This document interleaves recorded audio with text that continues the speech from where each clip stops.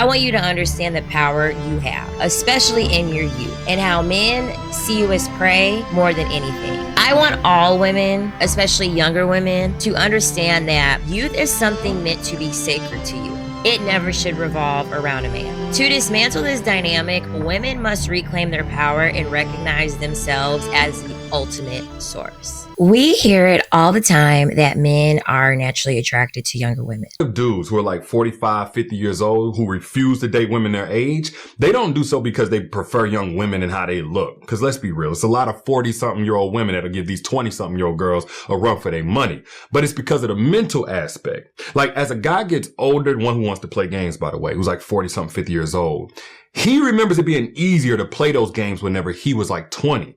Because women in that age group, they're more on hope than they are experience. But experience is the best teacher. So as he gets older, he's trying to date women his age. They're like, no. I've seen your kind before. Like I've lived the proof that you're here to waste my time and I ain't going.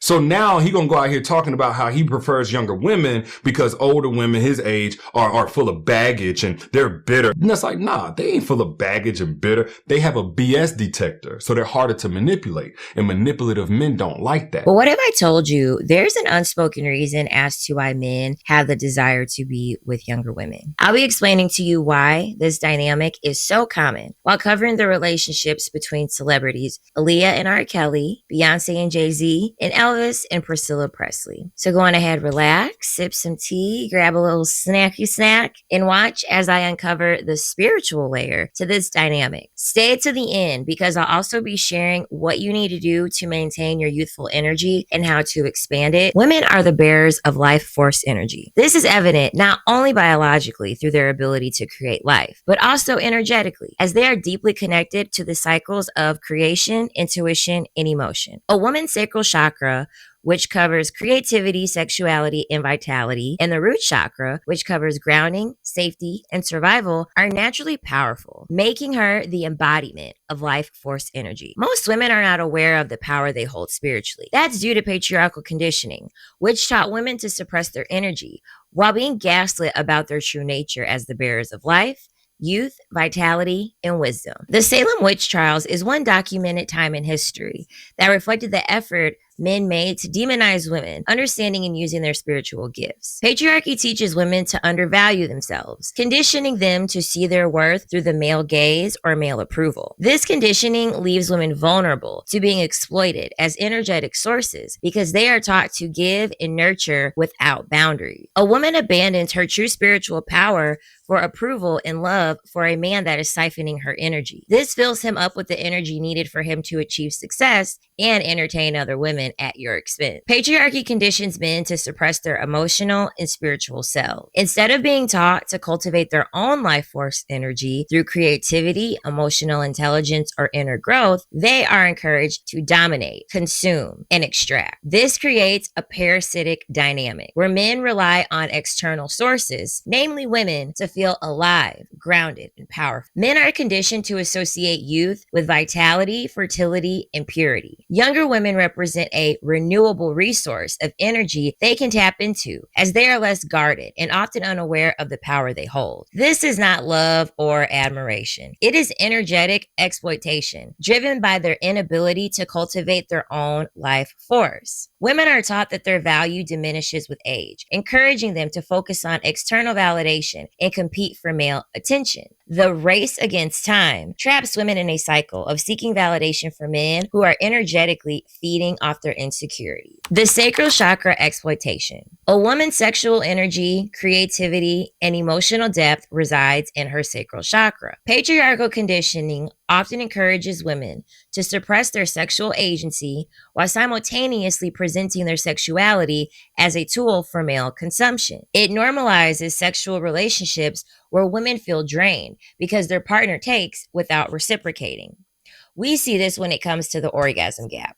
There is no worse feeling than a man siphoning off the energy that comes from your body while he doesn't leave you satisfied. He just took your energy to use it for himself. Root chakra disruption. Women in this dynamic often feel unsafe, ungrounded, and disconnected from their power because patriarchy instills fear and insecurity. So fear of aging, losing beauty, fear of being alone. It also forces women to seek grounding and security externally, particularly through relationships with men. Men disconnected from their own spiritual growth and inner energy become parasites in this dynamic. Instead of cultivating their own energy, they exploit the abundance of energy in women. This is harmful because it depletes women's vitality, leaving them feeling drained, emotionally unstable, or disconnected from their creative and spiritual self. It perpetuates male dependency on women without accountability or reciprocal energy exchange. In cases of the parasitic nature becomes even more apparent. Abusers,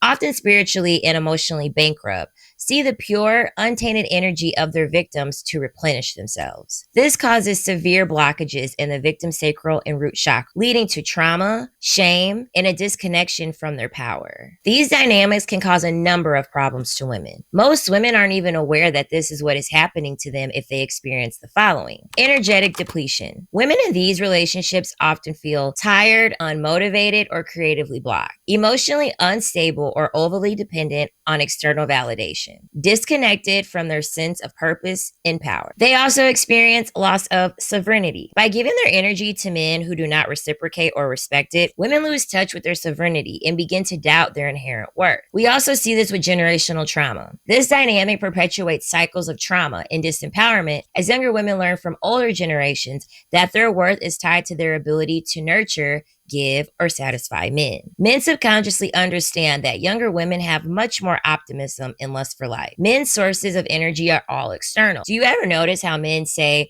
older women have baggage? The baggage they are talking about is actually wisdom. Wisdom is extremely detrimental to the male because it causes women to guard themselves. Older women understand the selfishness needed to maintain their youthful energy, vitality, and life force energy. Since younger women are not aware of this, they don't realize that they have untapped energy that men are ready to use and steal from them. Men want younger women to bring them all the things they lack, such as creativity, life force energy, stability, and vitality. Let's dig into these three relationships that I feel really show the dynamic in Hollywood between younger women and older men. Let's take note on how this affected each woman on an individual level. I feel like we can learn a lot from Hollywood. I personally believe that Hollywood is a very spiritual place that is extremely ritualistic due to the energy exchanges needed in order to facilitate energy to create works of art. The most common exchange is typically through children to adults. First off, we'll be starting off with R. Kelly and Aaliyah. Aaliyah was a prodigy with a magnetic voice and a style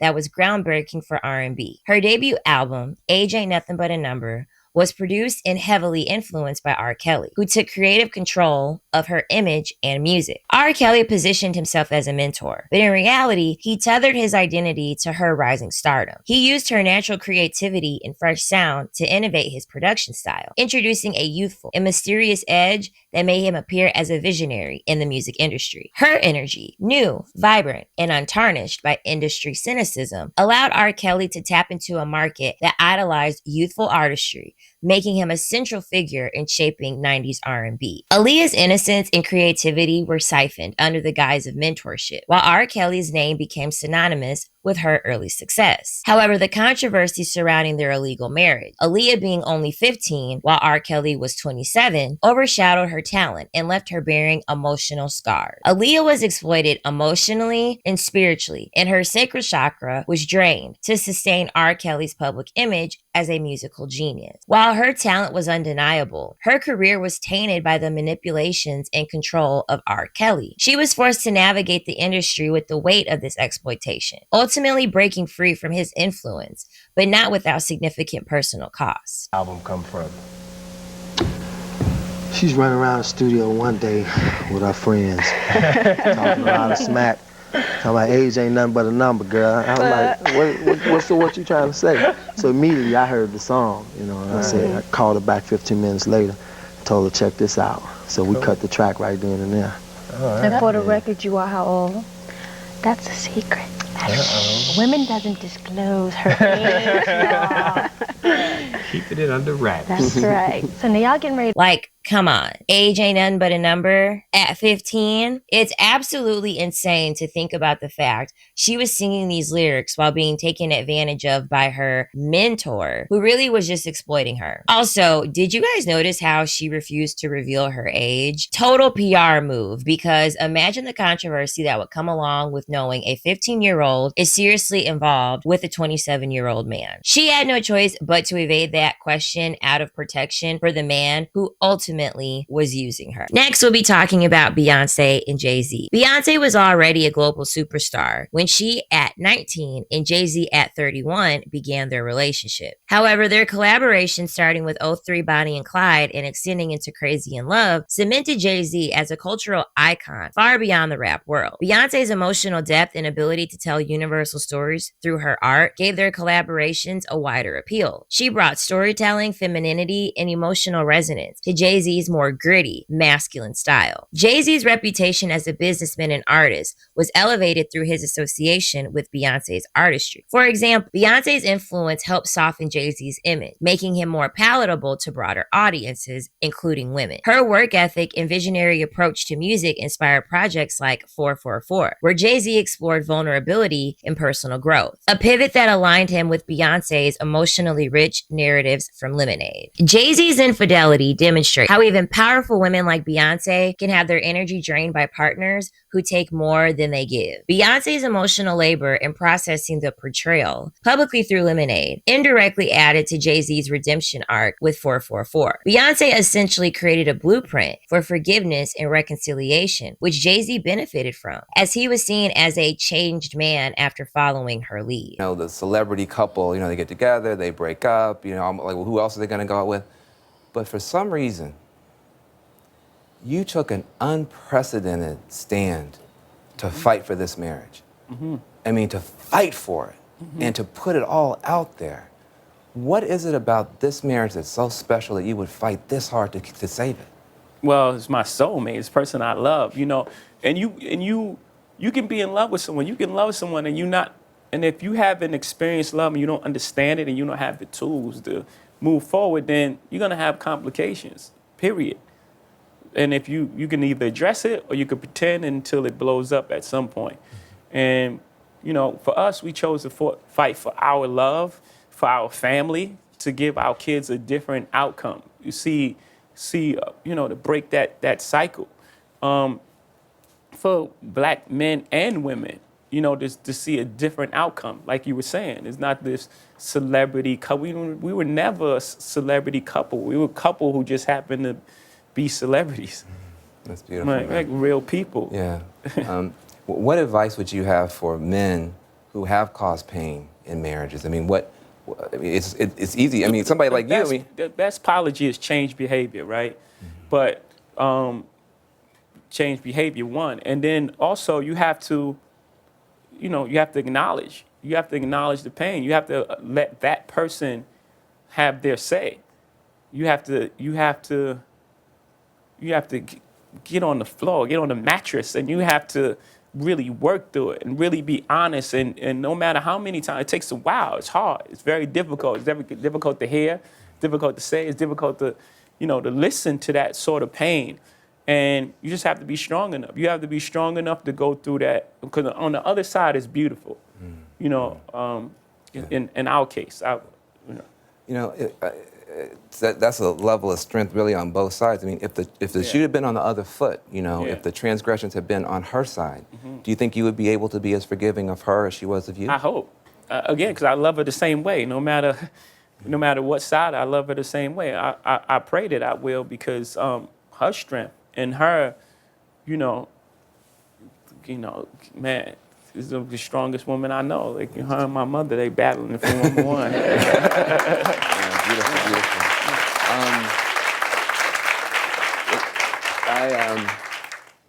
I just want to say to you, you are blazing a trail, for a lot of us to follow. But financially, culturally, the idea of confession could save so much pain and suffering in politics and every place else. I honor you.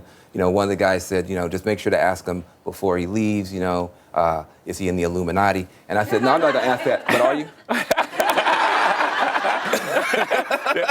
Beyonce poured her pain, creativity, and emotional intelligence into healing herself and in many ways, Jay-Z. While this process showcased her genius, it also explained how even the most sovereign women are often tasked with emotional labor that benefits men more than themselves. It's so crazy to think how the hurt caused by Jay-Z also gave him the same platform to make a pretty successful album. Because let's be real, no one thinks of Jay-Z before Beyonce. Beyonce is the creative muse, and so him betraying her gave him the creative idea to create an album from the destruction he caused. Some would say that that is noble, but I would say it's harvesting the energy of a woman in order to stay relevant. Beyonce couldn't have her moment in peace because Jay-Z decided to piggyback off her pain. Lastly, we'll be talking about Elvis and Priscilla Presley. When Elvis at 24 years old met Priscilla, she was just 14, and he was already a global superstar. He carefully shaped her into the ideal partner, controlling everything from her appearance to her behavior. Priscilla's youthful innocence became central to Elvis's image as a dominant masculine figure who could mold a young woman. This reinforced his persona as a powerful, charismatic star who was not just admired, but envied for his control over women. Their relationship was framed as a fairy tale, with Priscilla's purity and devotion playing into patriarchal fantasies of submission and male dominance. Elvis drained Priscilla's energy by forcing her into a role that prioritized his needs and career. Her identity was subsumed under his larger-than-life persona. She was left emotionally and spiritually depleted by the constant control and lack of autonomy. Right. And he was becoming this massive star. How difficult was that for you? Well, it was difficult, especially moving into Graceland. He already had his inner circle, and of course they embraced me, but I never realized that was it. I mean, he didn't really go out. He didn't go out. He didn't really like eating in restaurants because people would take pictures of him, and he didn't want to be shot with eating his, putting a fork in his mouth and having, asking them not to, take photographs. So. We truly lived in a bubble. I mean, we would go roller skating. He would rent the park where we would ride roller coasters and. But this was your teenage years. Pardon me? This was your teenage years. Yes, it was. Yes, and it was fun. I know you say it's fun, but did you ever think that you were missing out on something, even though you were with someone you obviously cared very much about him? I didn't have my teenage years as a normal girl, obviously. So I had to adapt. And I guess I did adapt because my father being in the Air Force, we traveled all over and I was in different schools, and that you had to survive, to adapt. So I just kind of followed, what he did. I mean, you lived his life. You honestly didn't have your own life. You lived his life. You saw the movies he wanted to see. You listened to the music he listened to. You go to places that he would go. So you really kind of lost yourself. Did you ever try and kind of break out? Did you have a mad moment where you go, that's it, I'm going out, I don't care, I don't want to be with all your friends today? That was difficult because we traveled all the time together. The times that he was touring is when I had a dance class I would go to break out a little bit, and started realizing then, gosh, relationships are a little bit different. That, I started realizing that, you just lived another life, and women had their own life. But what about your friends? I want to know, how did you manage to find your friends? Because you were with his friends. I was with his friends, and I was with the wives of his friends. They were pretty much chosen for me. So, and I got along with them very well, especially a couple of them. Was it quite lonely? Did you find it quite lonely? It was lonely in that I didn't have any information of what was going on with my age group. I didn't know really what was going on in the scene.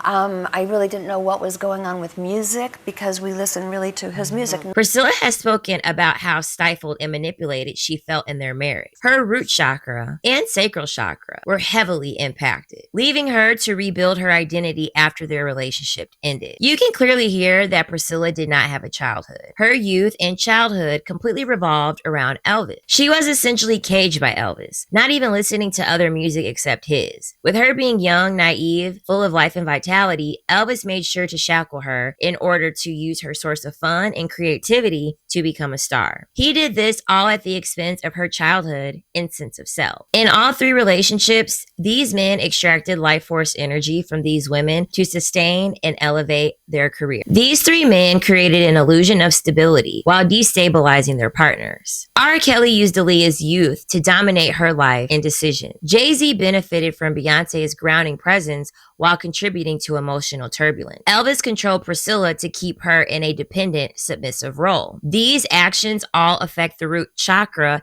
and destabilize the woman. Each woman's sacral chakra was targeted because it is the seat of creativity, vitality, and emotional depth. Aaliyah's youthful creativity was exploited to revitalize R. Kelly's music. Beyonce's emotional genius added layers of complexity and humanity to Jay-Z's brand. Priscilla's innocence was commodified to enhance Elvis's dominance and charisma. These dynamics exist because patriarchy teaches men to see women as resources rather than equals. Men are conditioned to extract rather than cultivate their own energy. Women are taught to give endlessly, to nurture and support men even at their own expense, and to see their value and how much they can elevate others. Now listen, I am not saying that all men who are older than you are doing this or that dating older is something you should avoid. I'm giving you this information because I want you to understand the power you have, especially in your youth, and how men see you as prey more than anything. I want all women, especially younger women, to understand that youth is something meant to be sacred to you. It never should revolve around a man. To dismantle this dynamic, women must reclaim their power and recognize themselves as the ultimate source. And I'm going to teach you how to do that. It all starts with honoring your creativity and sexuality. Your sacral chakra is your powerhouse. Celebrate your creativity, pleasure, and emotions without guilt or shame, physically, emotionally, and sexually. Reconnect to joy and play. Engage in activities that bring you joy and help you reconnect with your inner child,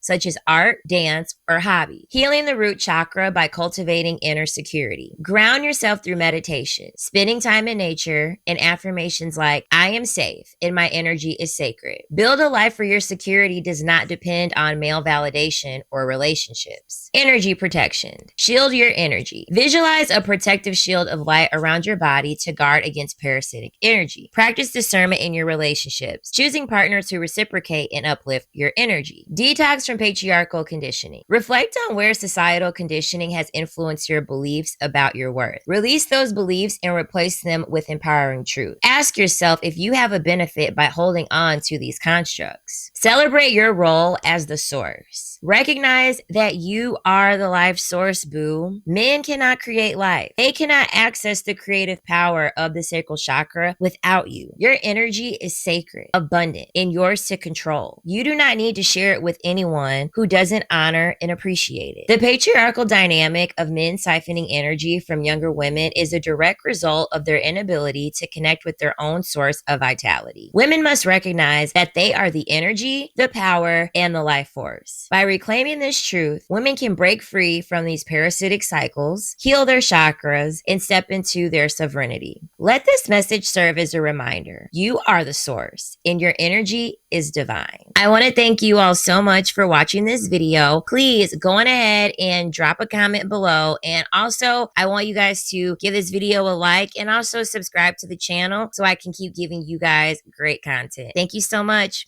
Bye.